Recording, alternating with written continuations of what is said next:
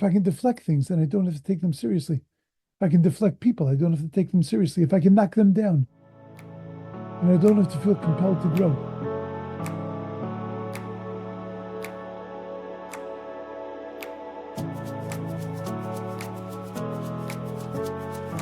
Shabbos, everyone. Erev Shabbos, Parshas Toldos. It's just amazing how the year is flying. We meet Yaakov and Esau, and they grow up. It's the day of the death of Avraham Avinu. Yaakov is making a soup, the savrah, special meal for the mourners. Esau comes in from the field, having not gone to the funeral of his grandfather. And he comes in, and there is mourning in the house, there's sadness.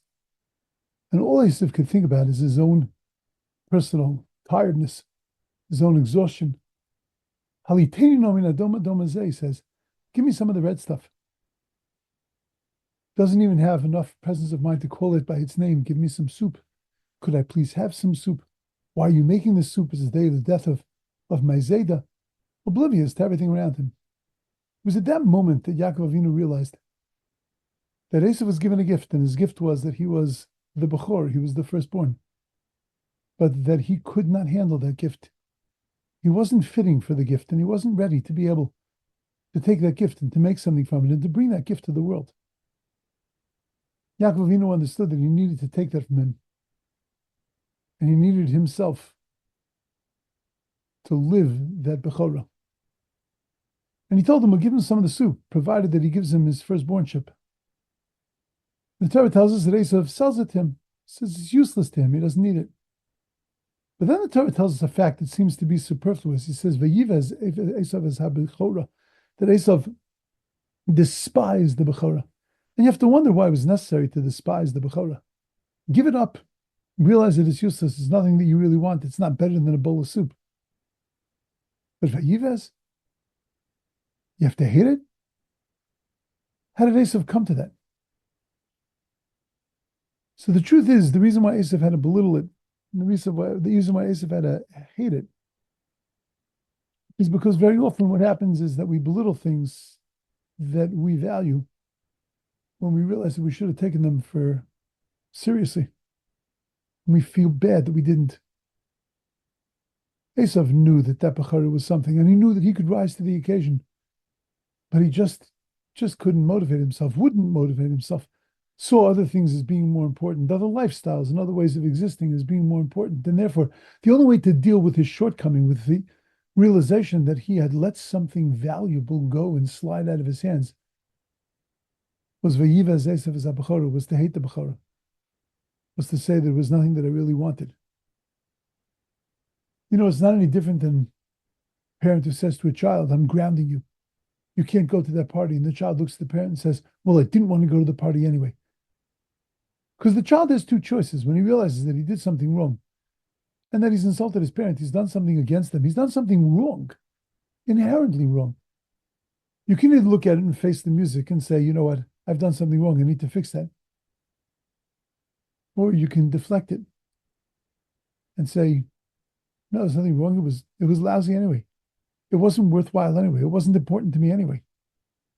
And then I've saved face because I didn't give up on something that was really worth anything. I'm not short. I didn't lose. And that's an unfortunate thing that many people do.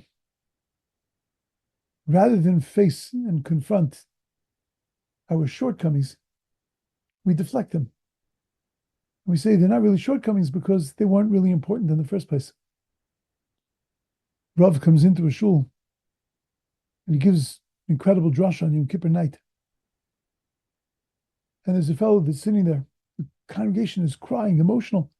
This fellow that's sitting there with his hands folded, making faces the whole time. Yom Kippur morning, the Rav gives a Yizkor drasha that is from the top 10 drashas ever given in the world. Every single person is ready to do tshuva in the congregation. And this guy's sitting like this. And then comes Ne'ilah. And the Rav brings the house down. There are open tears and sobbing coming from the congregation. And this fellow sitting like this. Rav can't understand it. How is it possible? Goes over to the fellow after Ne'ilah. He says to him, I noticed that you weren't moved by the drasha, only your night. Yizkor morning. By Ne'ilah. He says, why weren't you moved? He looks at him and says, I'm not a member. We do the things that we need to do to deflect, to say I'm not connected. We shoot the messenger. Somebody comes and tells us something compelling that we're doing wrong, that we need to fix. They're an idiot. They're a loser. There's something wrong with them. If I can deflect things, then I don't have to take them seriously. If I can deflect people, I don't have to take them seriously. If I can knock them down, then I don't have to feel compelled to grow.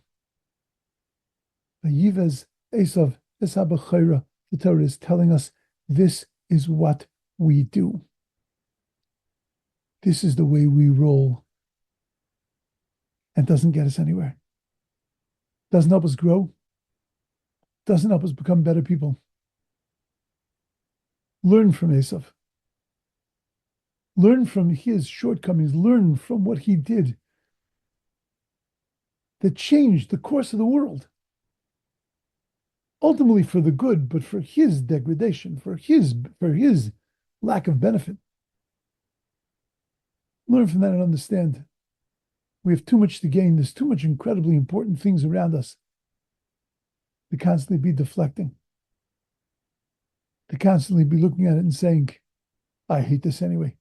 It's not important anyway. It doesn't matter to me anyway. Be strong enough to confront things.